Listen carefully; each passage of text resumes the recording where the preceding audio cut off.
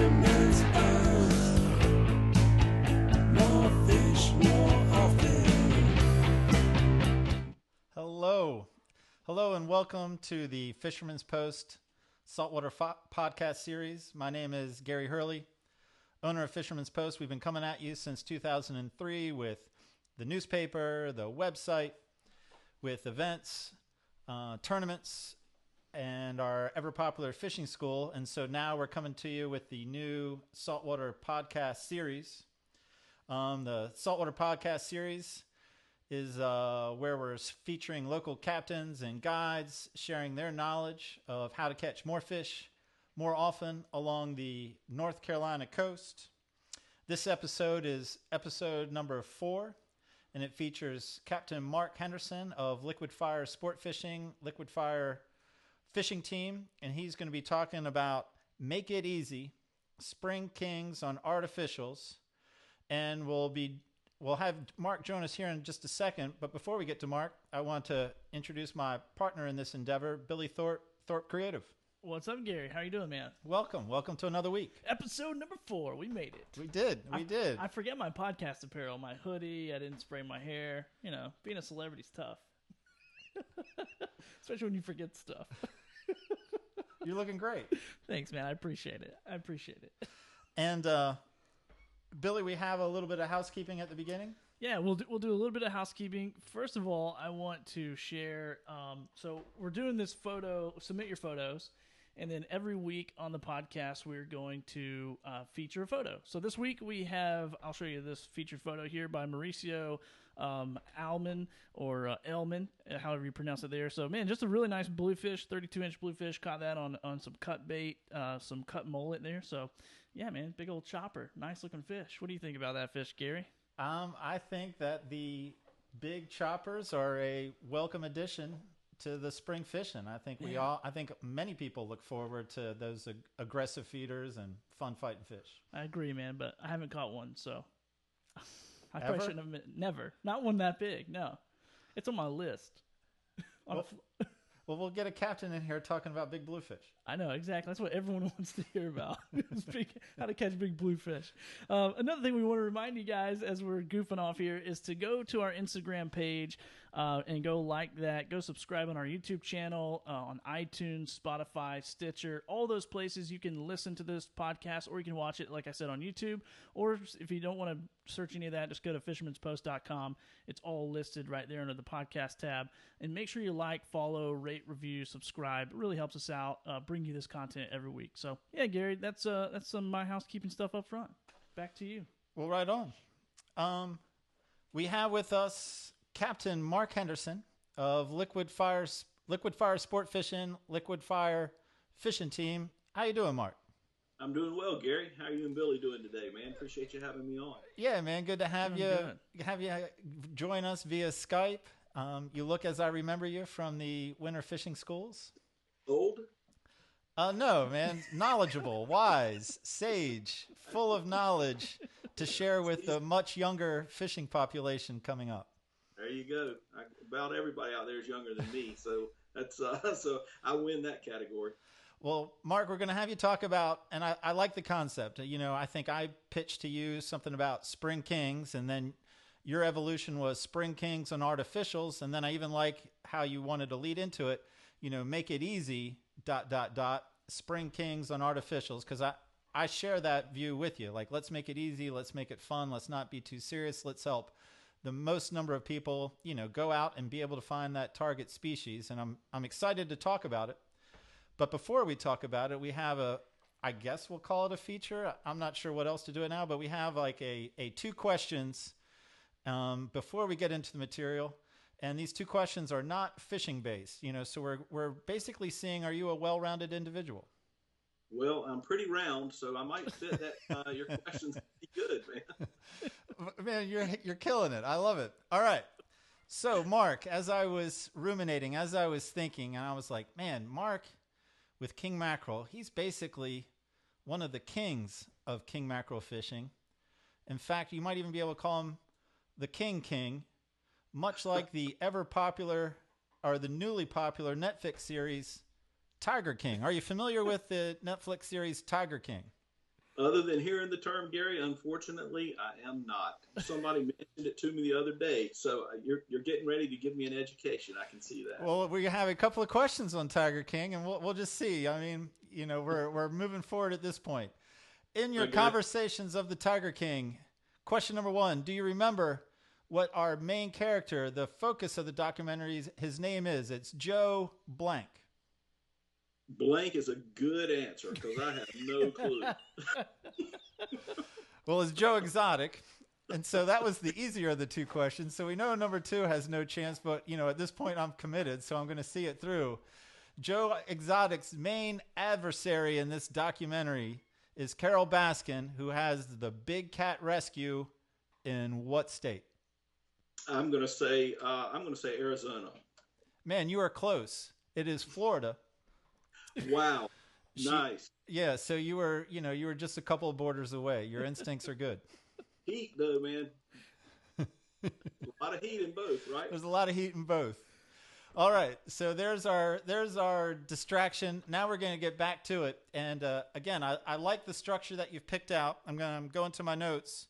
So we're going to talk about quickly where to troll, what to troll, how to troll, and then what to do once you have a king in the boat. Does that sound pretty accurate to where we're headed?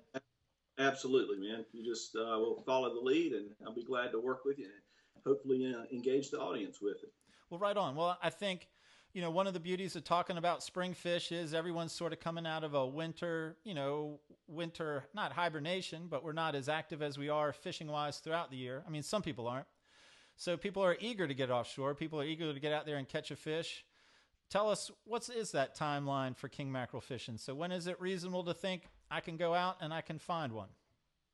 Gary, it's going to be real soon, real close. The water's starting to warm up already, getting into the latter part of April, first part of May. We'll start seeing those young summer kings come in. They get very aggressive.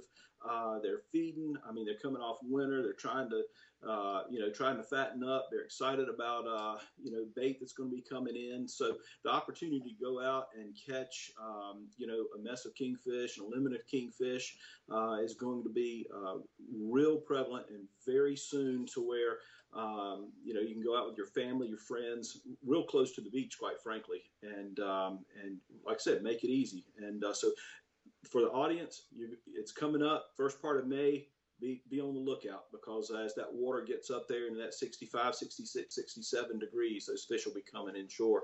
Pretty shallow, and you won't have to go far. So when you're saying coming in pretty shallow and coming in pretty close, if I were to push you to be a little bit more specific, how shallow, how close?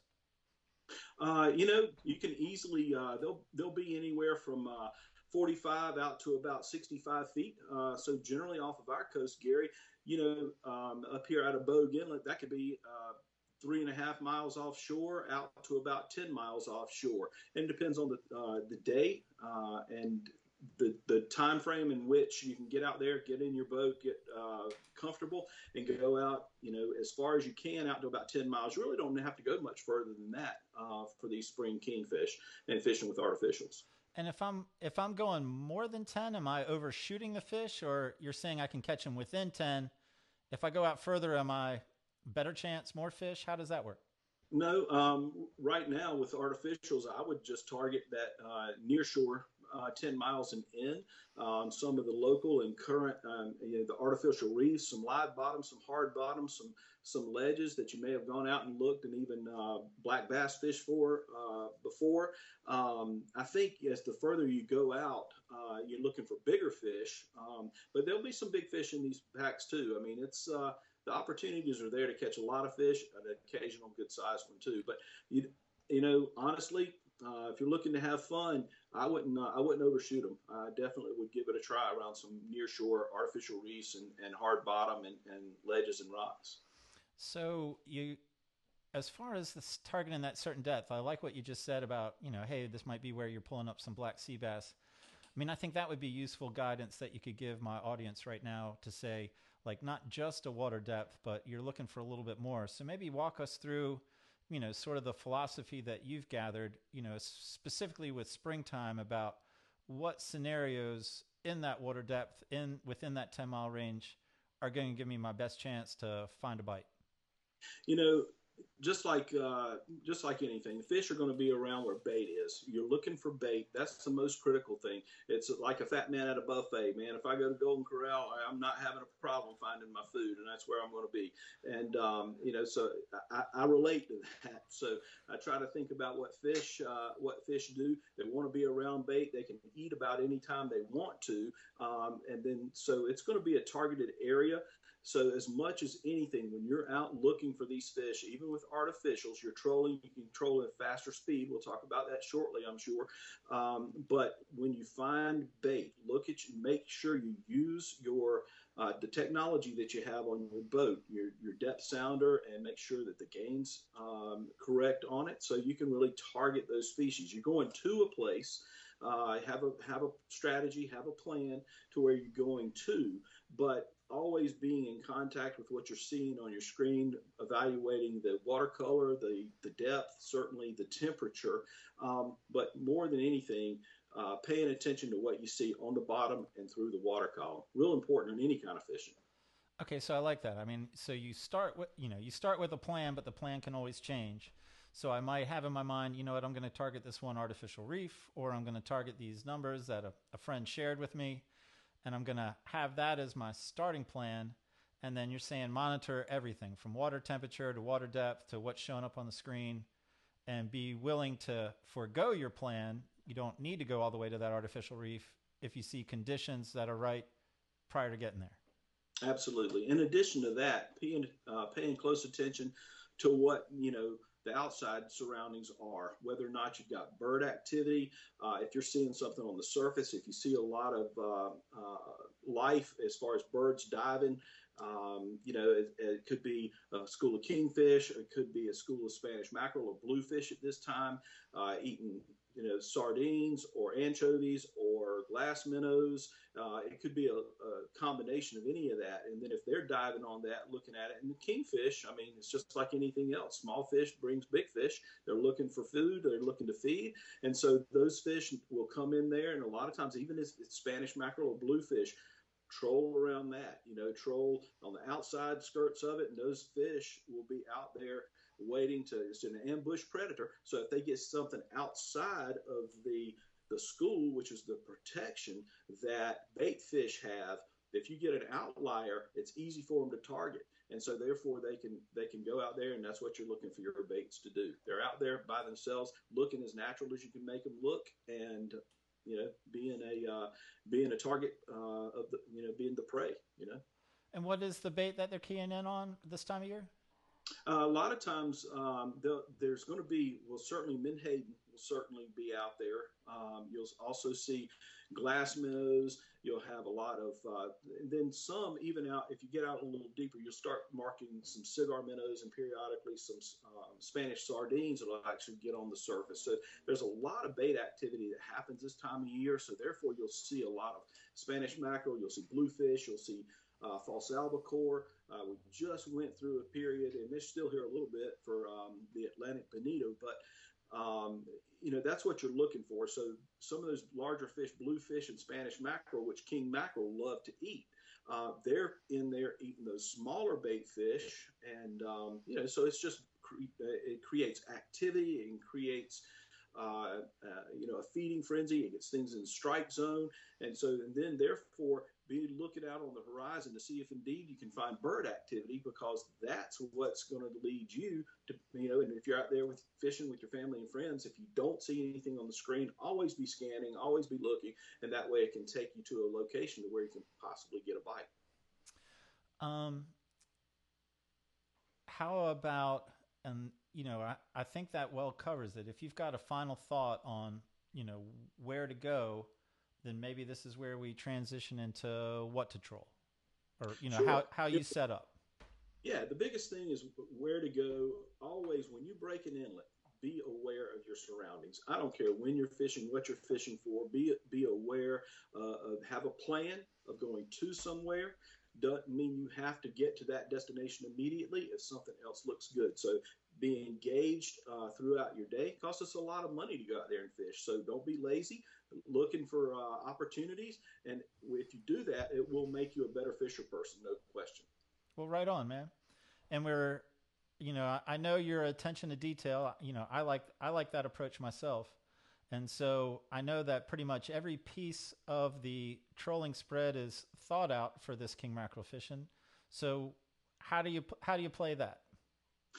Gary, I approach, I fished a long time with my kids, and we pretty much try to approach king mackerel fishing, Spanish mackerel fishing, if we're fishing for bluefish, whatever it may be, any kind of some sort of a pelagic species that's an ambush predator. We kind of look at it the same. We want to put out a very similar trolling spread, knowing how many lines that you can comfortably pull and manage is very important, because pulling 2 lines that aren't tangled up is a lot better than pulling 6 lines that are all mashed up. Then you're not fishing. So it's going to be real important to manage what you can. And the more you do this, the more precise you can become, the more creative you can come with your bait presentations. So, but understanding your trolling spread is critical. So there's a lot of ways to do it.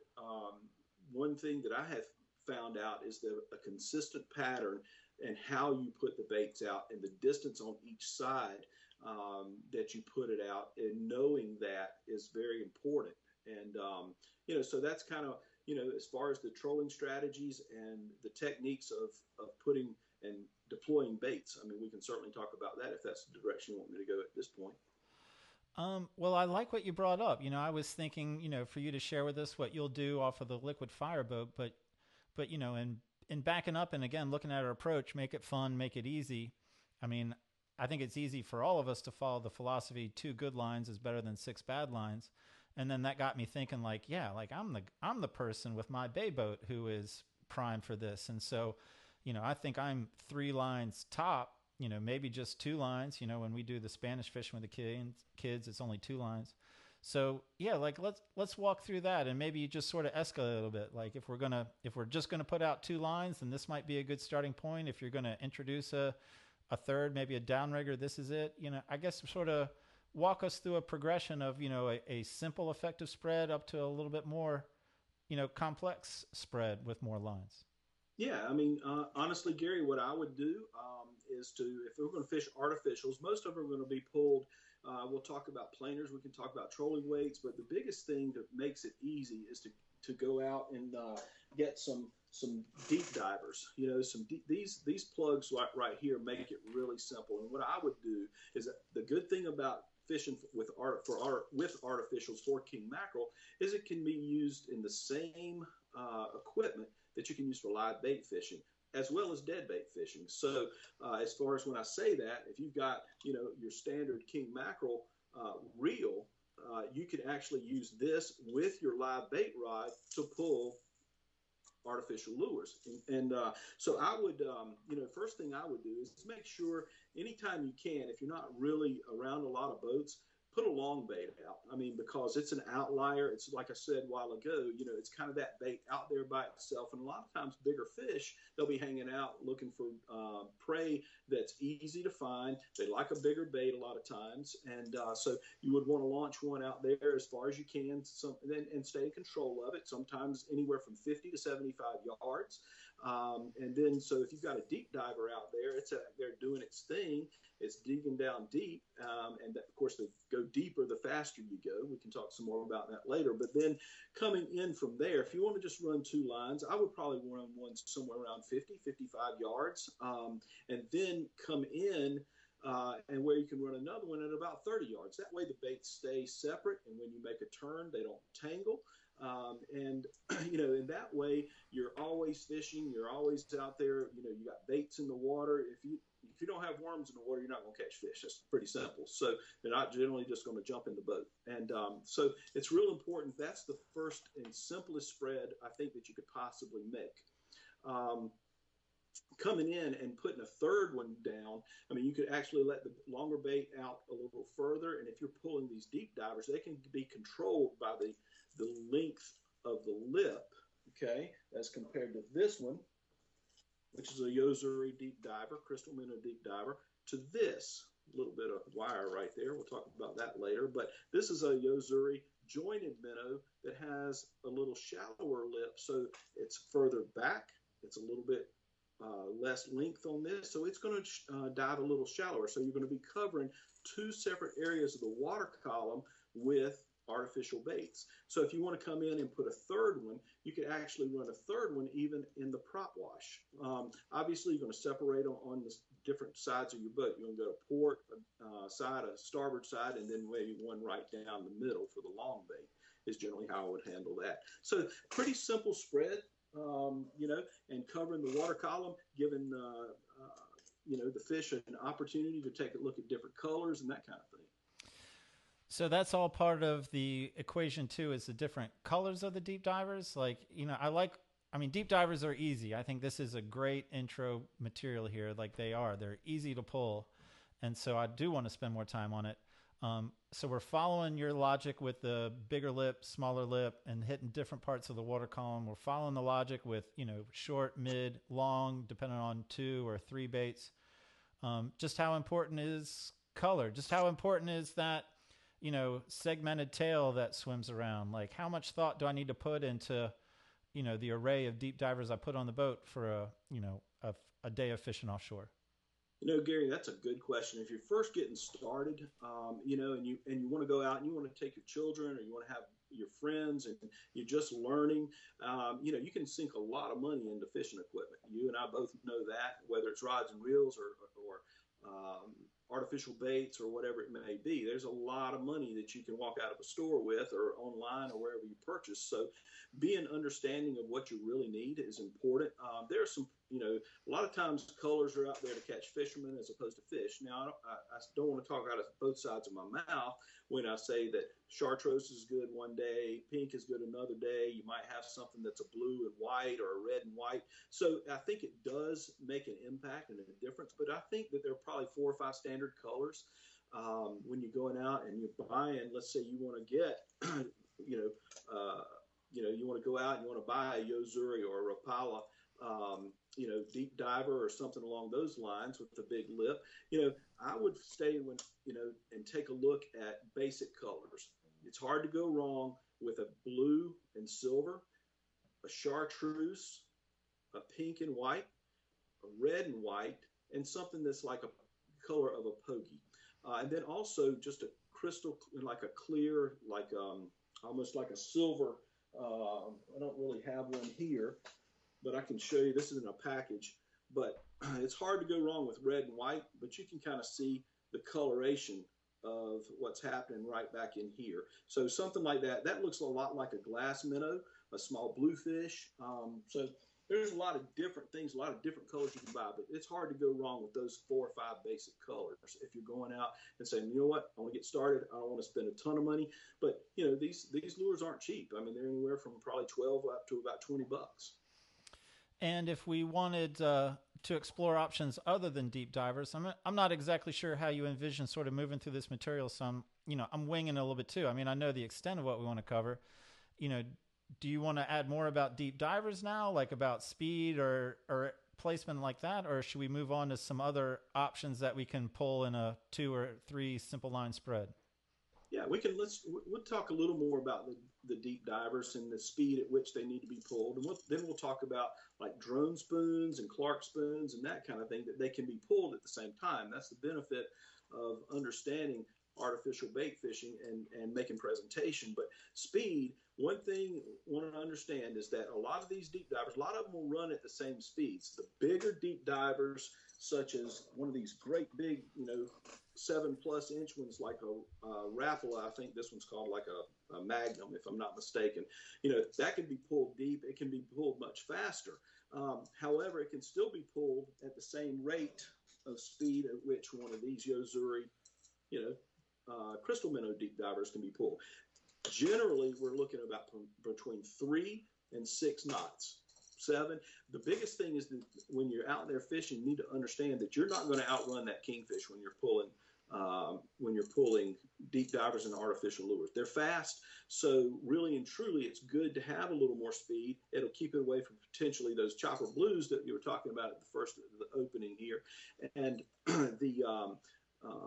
the ability to outrun those or outtroll those fish to speed. It's not going to happen. So when you're pulling them, the main thing, pull them as fast as you can. They'll go down, they'll do their wiggle, they'll do their wobble, they'll do whatever they're supposed to do. So you don't have to do anything special to make it happen and attract the fish. But main thing is make sure they stay down and they're not popping up out of the water. And if they're doing that, it's doing its job, and you can pull it as fast as you want. And popping up is primarily a product of trolling too fast. Any other variables that can make that happen, or is it really just slowing down? Good question, Gary. It's really and truly the quality of the lure. Spend a little bit extra to get a high quality lure. Yo-Zuri makes a fantastic product. They're very specific to this type of trolling. They have a lot of different colors. They've been extremely successful for a lot of people. And it's Rapala has some nice stuff out there as well. So it's as far as the trolling speed goes, you want to make sure that quality product, as soon as it comes out of the box, there's no modification that you need to make, any kind of tweaks or turns on the guide or the eye up here or anything like that. It's ready to go out of the box. If you get them sometimes, or if you're going too fast, they will pop up out of the water and they'll come up the top and then they'll dig back again. If that keeps consistently happening, either you're going too fast or you got a problem with the lure. Okay.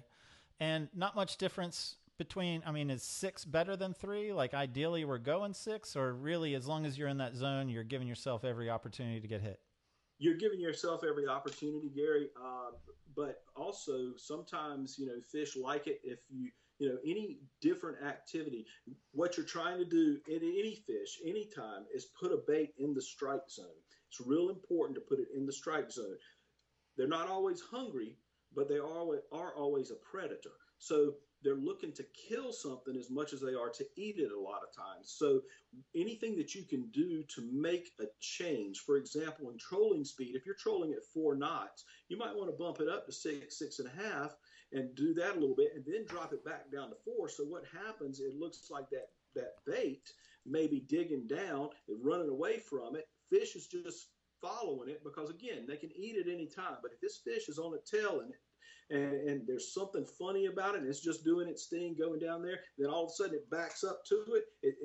It can trigger the natural instinct to hit and kill. Sounds bad to a human being, but that's what they're created for. That's what they do. And so anything that's in their strike zone that makes them impulse strike, that's what you're trying to do and trying to get a treble hook in. And any difference between like trolling with the waves, against the waves? Does that affect, what a king's looking for, or, triggering that action? A lot of times, you're going to troll a spot. In our coast, we don't have most of the time, we don't have long ledges to run like down in Florida. They got a couple of different ledges that go for miles and miles that you can follow it. So we're structure fishing most of the time. When I say structure fishing, it's whatever's on the bottom, whether we talked about rocks and hard bottom or ledge, broken ledges, artificial reef or whatever it may be. You want to make sure that you're targeting that, and speed and direction of the waves does matter. It matters at the speed at which your boat's traveling. So if you're going with current, with the waves, you're going to probably be at a faster speed. So you may actually get up to 7 or 8 knots at sometimes, whereas coming against the current or against the waves, you may be down to 4. And so it's going to pull a little harder. It might pull a little deeper. And so that's the biggest thing. And finding out where those fish, if you're getting into a bite, pay attention to what your track line is. Put your track line on your machine wherever you go and wherever you're targeted to go fishing. Make sure your track line's there. And then if you get a bite, mark it. Mark where that fish is located. Know which direction you're traveling in, because there are times that with current or whatever it may be, that's the way they're looking, that's the way they're trying to feed. So staying engaged and understanding the direction in which you travel, the speed at which you're traveling. If you troll back to it, go through the same spot, you don't get bit again, come back through, do a figure 8, come right back through that spot, you might get hit again. That's pretty common in king mackerel fishing. Okay. And then this is, we'll call this a pretty simple question. Of course, I already know the answer to it. I'm asking more for Billy. Appreciate that. So when Billy's out there and Billy's trolling 2 lines, and he's got the port a little bit shorter than the starboard, the port line a little bit shorter than the starboard line, does it matter which way he turns? I generally turn, into the shorter bait if you can. And if you keep them separated, you generally won't have a problem with them tangling up. You just want to fish different areas. But it is a good question. And that's a really good point that I did want to make a point of a while ago, is that when you're talking about changing speed and changing direction, turning is very important, because there are times what happens if you're making a turn at the same speed and you do make a turn, it'll slow the inboard bait down, or the closer bait down, but it'll speed up the outside bait. So that in and of itself, a turn will change the momentum of your lure.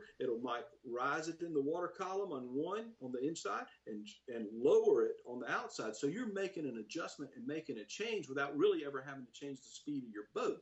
And so that's a really important thing to be able to do, especially with artificials or deadbait fishing, really. I mean, it makes a big difference. When you change that direction or you change that speed, it can trigger a strike just like that. And you showed us, I think, when you held up one of the deep divers, you had some wire tied on. So we are not just putting that deep diver on the mono. Tell me about how you like to connect that deep diver, to your live bait rod or your trolling rod.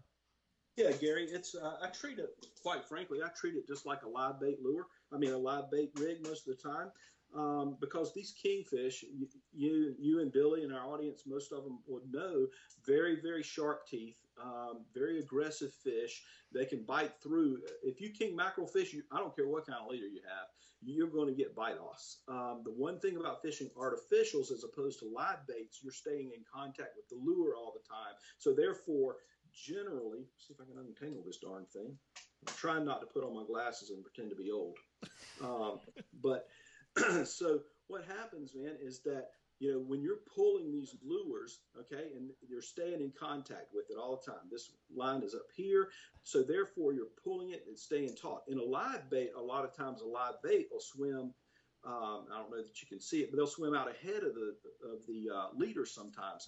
So either way, though, you're gonna get a lot of bite offs. But artificials, you don't seem to get quite as much. So, but what I do is I treat it just like I would a live bait rig. I always run, when I'm king mackerel fishing, specifically, I like to use American Fishing Wire surf strand. But there's a lot of people that like to use single strand wires as well. And there's some instances that I want to use that also. And that's the connection to the actual ring or connection right here. I can't. Anyway, so we can talk about that if we have time, but I like to use wire, 60-pound 1x7 surf strand. I like using that a lot. Number one, I get less bite-offs with it and over the years, but it's also very easy to tie. No haywire twists. If you ever tied a haywire twist, you tie 10 of them, you generally, I don't care how good at it, you're going to donate blood. And so it's but the 1x7 surf strand, real easy to tie. American Fishing Wire makes a very, very good product. And they make straight wire too. So I'll generally run at least on an artificial anywhere from 18 inches to 2 feet, maybe even up to 3 feet. You can see it comes through. And I would treat it just like a live bait king mackerel rig. That way, if the fish does come in, you have much less chance to lose your lure. What's that knot you tie? This right here is it's called a figure 8 knot. It is a 1-turn clinch knot on the 1x7 surf strand. Very, very simple to tie with this right here. And everybody that fishes and is to learn to tie knots, that's almost the first knot that you learn to tie, which is a clinch knot. It's the one you go through the eye, wrap it up about 5 times, come back through the hole, and pull it tight. This is literally all you do is wrap it one time, come right back through. And in wire, you pull it down tight. I've never seen a knot fail. Right on. All right. Pretty cool. Yeah, man. I like, and again, I like your approach of make it easy because, I think it's, if we can make it for the most people to follow along, to give most people the chance to go out there and put a king on the boat. I mean, I love that idea, and deep divers are certainly easy, an easy segue into king mackerel fishing here in the springtime. Maybe now's time for what else? Like, all right, I feel comfortable with the deep divers. I want to feel like I have a few more arrows in my quiver. What else would I introduce? Absolutely. I talked a little bit about drone spoons and Clark spoons as well.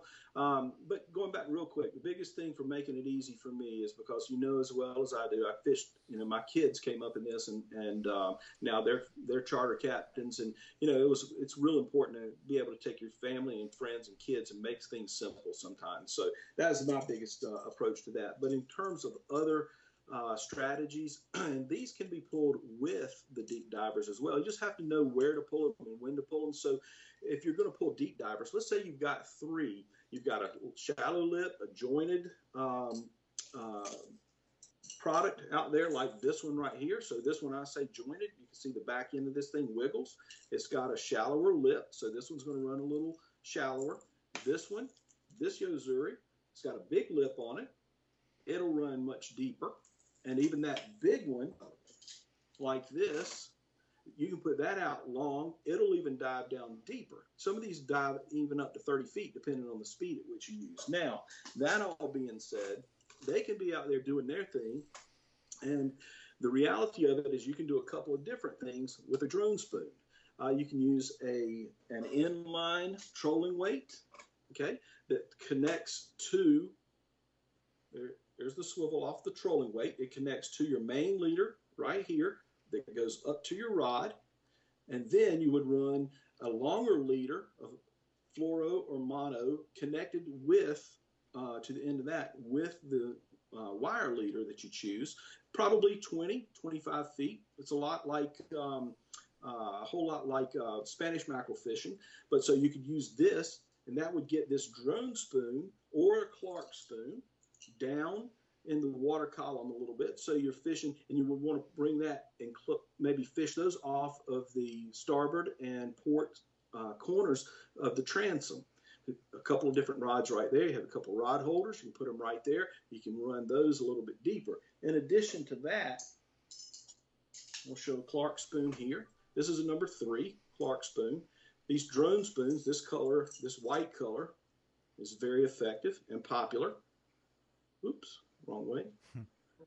So, and you can see it's got some mylar on there. It's got some flash. Flash is important. If you can get some flash, that attracts fish pretty well. And a lot of them, they feel the vibration. They've got that lateral line. That's how they connect and feel stress and baits and that kind of thing. So the Clark spoon, another very, very effective product, not just for Spanish, which it's kind of known for, Spanish and bluefish, but it can also be very effective. This number 3 is a really good size for king mackerel as well. Some of those 8, 10, 12 pound king mackerel love these things. So in addition to using an inline trolling weight that we talked about, you can also use a planer. A number 2, a number 3. This happens to be a number 2 planer, all the way down to a number 1. So you can pull those closer to the boat. So you're fishing that inside area as well as when you've got the longer baits out there, and they're out there doing their thing. So the good thing about it is this: unless there's a bunch of grass or something around, you don't have to manage and maintain these things like you would a live bait. So you're out there having fun, you're paying attention, you're covering a lot of ground when you're artificial bait fishing, because you're going to go generally at least 4 knots, as opposed to a live bait, which you're trying to go as slow as you possibly can. So a planer usage means a lot. It simply comes up here, and then it pulls the maybe a Clark spoon out there about 20, 25 feet behind it. Okay, and then when it trips, boom, it pulls up, and you fight the fish to the top, and then you would hand line it. So that's kind of a strategy right there. In addition, I'm a big downrigger guy. I love controlled depth fishing. Canon downriggers are a fantastic product. I use them for a lot of years. And what you can do is, if you do have a downrigger on your boat, if you've got, we've got a couple of different Canons. We use manual ones on a small boat, and sometimes we use electric ones. But if you've got a manual downrigger or any kind of downrigger, you can put, if you want to fight fish all the way to rod tip, which is the cool thing about artificial bait fishing. You don't have to just hand line stuff, 20, 25 yards in. You can fight it all the way to rod tip. and have the fun of the fight the entire time. So really and truly, you could take this with with your wire leader, your 18 to 24, even up to 36 inches, and you could drop this on your downrigger down in your controlled depth fishing. Because regardless of what a lot of people think, king mackerel are not just surface predators. I mean, they'll eat right off the bottom. We've caught a lot of kingfish right off the bottom. And the more you fish that water column, if you're in the 40 out to 60 feet of water, you need to get one down there. And so this gives an opportunity with downriggers if you got them on your boat as well. So you would just put it to your clip, just like you would a live bait, and pull it, make sure it's down, make sure it's out of the way of the other lures that are trolling. So, you might be getting into a little bit more advanced fishery, but you can do it, and I guarantee you they'll eat them. Man, there's a lot to unpack there. I mean, a lot of great information. So I'm going to try to remember all the questions that sort of came into my mind as you were talking. I'm going to try. Again, you just covered a wealth of knowledge. So first off, again, if I'm trying to get people set up so that they go out with confidence, like we did with the deep divers, maybe with the drone spoon, give me a couple that you would put on the boat, whether it's color. I think you mentioned number 3 with Clark spoon, but I don't know about if we got a size for the drone spoon. And then if we are looking at a number 3 Clark spoon, again, a couple of the colors that you would pull there. And then finally, just for my knowledge, maybe give us a quick description of what's the different action between a drone spoon and a Clark spoon. Hey, good questions, Gary. And the drone spoon, forgive me, I don't know the size of it, but this one is approximately a 5-inch drone spoon. Okay. And so the white one with this Mylar is a good color. Anything with gold also is good. I would get one of these with this white and this shine, kind of a Mylar backing right here. Pink and chartreuse and blue. If I were going to buy 4, that's probably what I would do. Now, there are a lot of people out there that have experience, that have their chosen color, their go-to color. And you know what? There's nothing wrong with that. You fish what you find, you fish what you have confidence in. But those in general, that's what I would go out and purchase if I was going to purchase 4 things. And then in terms of Clark spoons, they do the same thing that like this drone spoon does. A silver or gold Clark spoon has been around forever. And this color still catches fish. I will tell you this, Spanish mackerel, big Spanish mackerel, they do like gold also. But the silver and gold Clark spoon and the same color patterns that I talked to about this in the same colors, I think would be very effective. Now, the difference, this drone spoon, you can see the wide body at the head, and then the way that they really do more of a wobble, okay, in the water, over they're fishing in the water column. So it attracts fish, and it shows us a bait fish in distress possibly. And so this one, the Clark spoon, probably doesn't have quite as much wobble, but it's a very similar action. You can see the difference in size and width.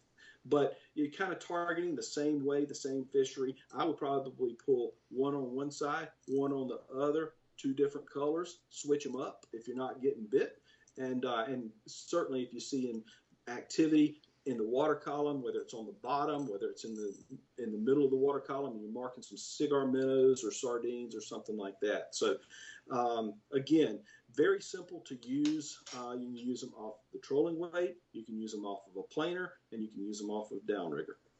So, and I know I know the answer to this is going to vary a little bit, with the speed of the troll, but like if we're in 65 feet of water and we're pulling deep divers, then we can expect to cover roughly how deep into the water column. If we're pulling a number 2 versus a number 3 planer, again, like how deep are we getting down, with the planer?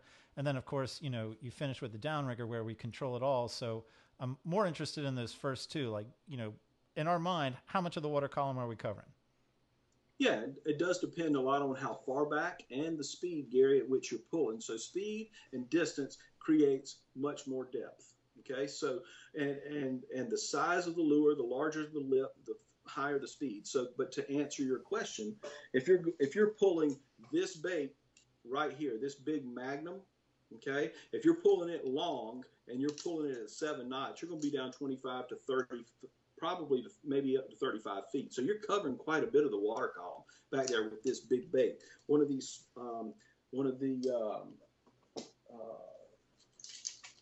deep divers like this from Yozuri, it's not quite as big. As you can see, it's still a good size bait. It's a good close to 6 inches. But so you're going to be pulling this one. This one's going to cover anywhere from about probably 12 to 17 feet, depending on speed. And then you've got the one that we had showed, the jointed. And there's a lot of different sizes and that kind of thing. But you want to use the bigger ones, 5.5 to 7 inches, somewhere generally right there if you're targeting king mackerel. And this one right here is going to pull anywhere from probably 5 to 8 feet. So you're kind of covering the entire water column with a few different baits. And then obviously with the with your planers, this number 2, it won't pull as deep as a number 3 will. I mean, they go all the way up to like number 8s, which are generally unnecessary to use for king mackerel fishing most of the time. I would go 1, 2, and 3. I would have them, and so the lower the number, the shallower they run. So and then remember, boat speed and distance from the boat means a lot of difference. But you can cover anywhere from 30 feet up to 4 or 5 feet even in the water column, depending on the length of the size of the bait, size of the lip, where it's located in the chin, and the size of the planer, and obviously the size of your trolling weight. Size of the trolling weight, if you 1 ounce trolling weight, get it right under the surface. You can use that with your drone spoons and Clark spoons, or you can use a 4 or 5 ounce trolling weight and control the depth that way. And to go back to our novice fishermen, entering into this and, basically feeling comfortable with 2 lines, maybe 3, is there any scenario, is there any equation where you would say today's going to be a better deep diver day versus today's going to be a better, spoon planer day? It's a good question, Gary. You never know where fish are going to feed. You don't know, I don't know sometimes if it's in it could be an area that the bait's holding. So it's going to, the depth and finding out where they feed, but generally pay attention to where you get the bite, because there are times, and that's why I love controlled depth fishing. You don't always get a bite down deep, but there are days to where, like when you and I went out in November, I forgot how many fish we caught, but all but 2 of the strikes came at a depth that was much deeper than we could have ever even pulled with even a deep diving plug. So the ability to get down and check it. Now, to be able to find out exactly where that bite will be, you never really know. If you see activity on the surface, there's a good chance they'll be up on the surface. But they're also an ambush predator. They'll come from underneath and hit, and then you'll see a fish sky. And then when you see that, that's obviously what's happened, is that they've come up and they've had the ability and the time to build up that momentum to hit a bait, come out of the water, sky, come back down. So it's really hard to tell where they would begin feeding, or really kind of determining that before you actually find bites. Search for the fish. That's the main thing. Well, let's do this. Again, I'll offer, if you have a final thought, something that I haven't set you up, as far as, what you're trolling, how you're trolling. What I would like to move into now is, like, we got a bite. Now what? For instance, if I'm trolling at 6 and I get a bite, and Billy grabs that rod and he's fighting the fish and he's crying to slow the boat down. Do I slow the boat down? Am I keeping my 6 speed up, my 6 knot speed up, hoping for a second bite? And then what am I doing with the spread? What am I doing with the boat, to give me, again, the best chance of actually putting that king I managed to hook into the boat? A lot of it, Gary, does depend on, experience level. Slowing the boat down, I do think certainly if you are artificial bait fishing, slowing the boat down to where the angler can keep up with the fish and you can turn to the fish. A lot of times that means a lot. Now, if there's smaller fish and the angler can control it, and you don't have 6 lines out and they're not back there into the spread or something like that, and you can keep the baits activity happening. So, I mean, it's important. You can double and triple hook up sometimes. But again, making sure that you know what your capabilities are. Is no shame in pulling less baits and being able to learn how to fight a fish. And when you do that, a lot of times, even as seasoned and experienced anglers, a lot of times, I mean, if you're looking for that one bite and you haven't had a lot of bites, that depends a lot too on how how you want to fight the fish. If you haven't had a lot of bites, you want to make sure that you can get some of the other rods in. And if it's running fast, it could be a big fish. You chase it and you give your angler the best chance to actually go out and land the fish. And so that's but staying in contact with the fish, I think that's the most important thing. If you're having a lot of bites, great. Then keep baits out and see how active you can get, see how experienced you can become. But if you're waiting on that one bite, pay attention to that fish. I don't care how many bites you get. You got that one, and that's important. And so maybe we slow down, maybe we don't. Maybe we turn on the fish, maybe we don't. Maybe spend a little bit of time helping us put that fish in the boat. I mean, I know you could go into detail about any of these topics, whether we're gaffing that fish, whether we're going to tail grab that fish, how the boat can set up, the team for success or the angler for success. And then I do want you to talk, because I think it is important. You mentioned this, in our preliminary, telling the difference between a king and a Spanish and, just making sure people are keeping legal kings. Yeah, absolutely. Well, as far as like getting to the fish, getting the fish in the boat, the strategy of getting the fish, going back to chasing the fish or not, I'm always about, if you've got a fish on, get it in the boat. And so if you've got an opportunity to catch a fish, catch the fish, go back to fishing. If you can keep one or two out, that's great. But pay attention to that fish. You've been fortunate enough. You've worked hard to get a bite. Make sure that when you get that bite, you respect the bite and you go after the fish. Getting to the fish and getting the fish in the boat, that's a whole nother strategy, a whole nother set of skills that, whether you're gaffing the fish or trying to pull it overboard or whether you're tail grabbing a fish. Remember, when you're fishing with these artificial baits, and they've got some pretty big treble hooks. Okay, so respecting that and understanding that these fish, they get aggressive, and when you grab them or when they're coming out and you got it by a leader, these things can pop out pretty easily of their mouth, and the next thing you know, you've got a hook in your face or in your arm or something like that. One thing I will caution: anytime you're catching any kind of fish and handling a bait, make sure you're wearing sunglasses, because the last thing you want to do is have a hook in your eye. I know that maybe sounds silly, but it is true. So try to make sure if you're handling the fish, gaffing the fish, and you're that person, make sure you've got eye protection on. And most of the time you're going to have sunglasses out there. So protection from the sun can protect you from a hook too. But when you're getting to that fish, it depends. A lot of times an experienced angler, actually, depending on how well they're hooked, if they're not a big king mackerel, if they're 25, 26-inch king mackerel, a lot of times you can actually pull the fish over the side by the leader. Okay, so you make like one wrap up high away from the hooks and away from the teeth and actually pull it into the boat. If it's a 10, 12-pound kingfish, you might want to make sure that you've got anywhere from a 6 to an 8-foot gaff on the boat. And if they're small kings, maybe a 2-inch gaff would be best. Bigger kings, you have a 3-inch gaff. But if the smaller fish, that gap right there where the hook is, it can actually go around the body sometimes if it's a smaller fish, and so you miss your gaff shot. And then when you're gaffing, always gaff behind the line, so that way if the fish takes off, it doesn't hit the gaff, it doesn't grab the hook and snatch a hook out. So be behind the line. The gaff person should be behind the line where the angler is, and the angler can lead the fish to there to where you can go right across the back. That's generally where you want to shoot, and right across the dorsal fin and pull to. Just take your time and gaff, and it can make the best fisherman look foolish, to be honest with you. And if you're ever going to tail grab a fish, I would only suggest that for if you're pretty experienced and you feel comfortable with it.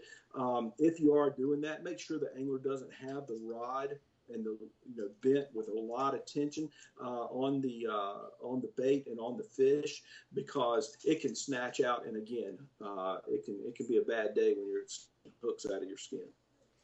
And I like all of that. We got the king in the boat. Is it a king? Yep, great. I'm glad you said that.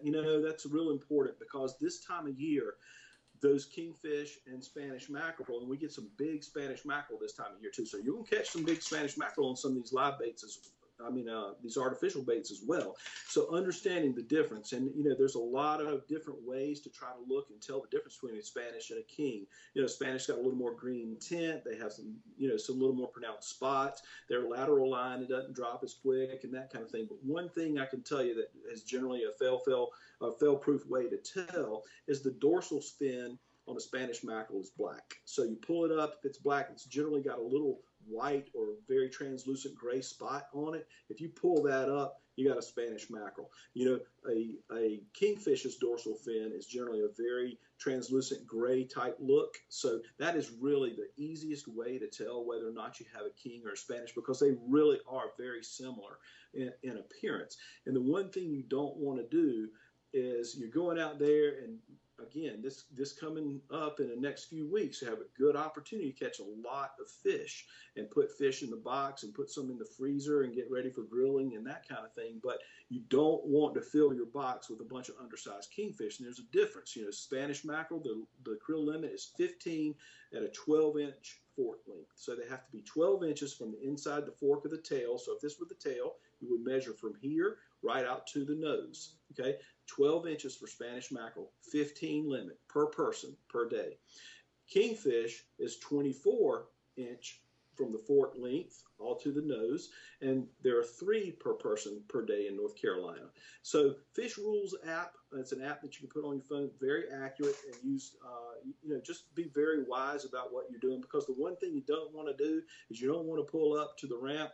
You don't want the man to be there and say, hey, did you have a good day? Yeah, I had a great day. Let me show you. He said, yeah, you had a great day, but I got to tell you, you got a box full of undersized kingfish, and that is not the citation that you want in North Carolina.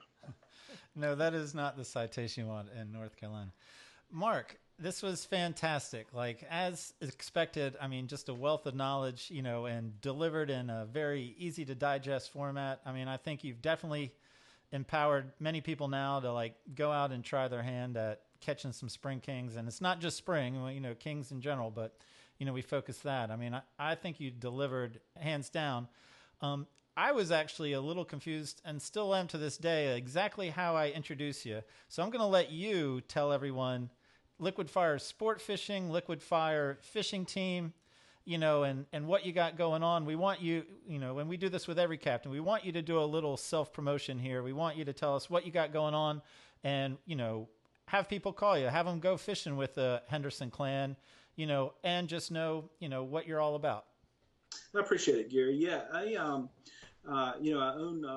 Liquid Fire Fishing. Well, I don't own the team. I mean, it's our team name. It's our family name. I do own the boat. I've got a 39 CV with quad Mercury 400s. So, and that started developing. We started king mackerel fishing back in 2004. I won't take you through the whole history, but, it's been very important to be able to fish with my family. My wife, Audrey, as you know, is very involved in what we do. We've got quite a few sponsors, and we're very blessed and honored to be able to represent those companies. But it's been a real honor of mine and a pleasure of mine to be able to fish with my sons. Joshua and Crockett have come up in the sport, and I'm very proud of them. Both of them are licensed, charter captains, and they actually run and are the charter captains for the Liquid Fire Sport Fishing. So it went, we've got Liquid Fire Fishing Team and Liquid Fire Sport Fishing. Joshua generally serves as the captain for the Liquid Fire Sport Fishing, and Crockett normally serves as the mate, unless Crockett can't, or unless Joshua can't go,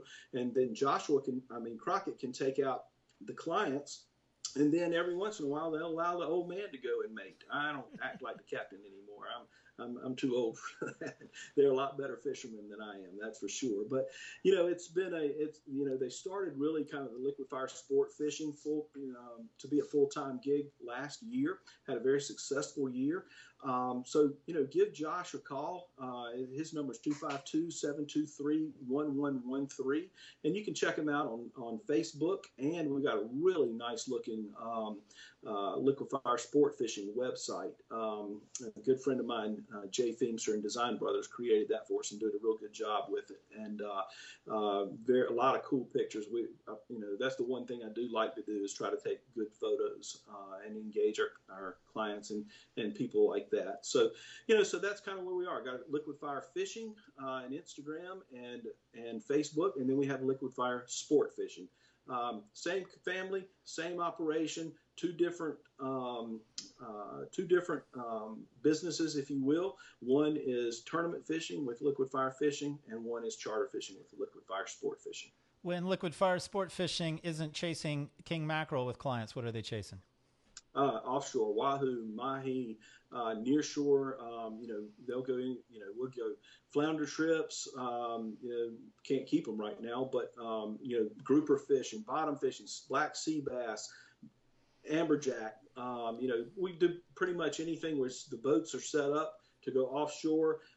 We will run boat trips on the 39 CV, but the 31 Contender, it's got brand new 300 Mercuries on it, and it is set up to go offshore fishing and do anything that you want. Swordfish fishing, we're prepared for that. Got all the electric gear, anything and everything offshore, nearshore that you would want to do. I think we can handle it for you.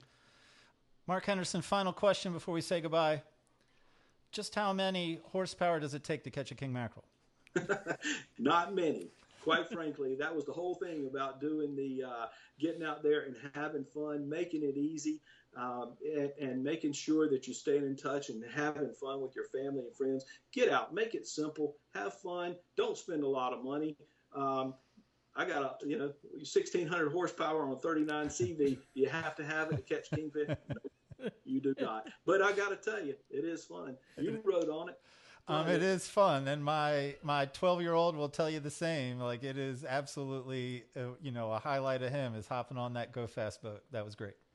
But you know what? You don't have to have it, gang, to get out there. Just have fun. You go make some rigs quick, get out there. Within 30 minutes, you're ready to go fishing.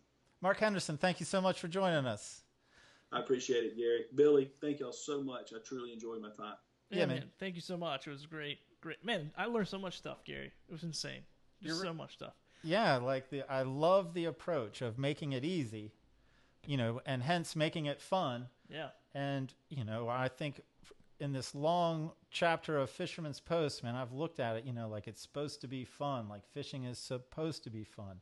And I think making it easy and making it simple in your approach, just getting you out there. And then, people can do with it what they will. They can, they can escalate, they can make it, more detail oriented, but I love the notion of just getting out, putting out a couple of deep divers, and you're fishing. Yeah. I was like, man, I think I could do this on a John boat. I got to get in. I think you can. I was like, when you were talking about, I'm going to ask a question for Billy about turning lines in together or whatever. I can't remember the question. I was like, I'm pretty sure that'll work on a John boat. I can make it happen. You can make it happen. Oh, man, what a great episode.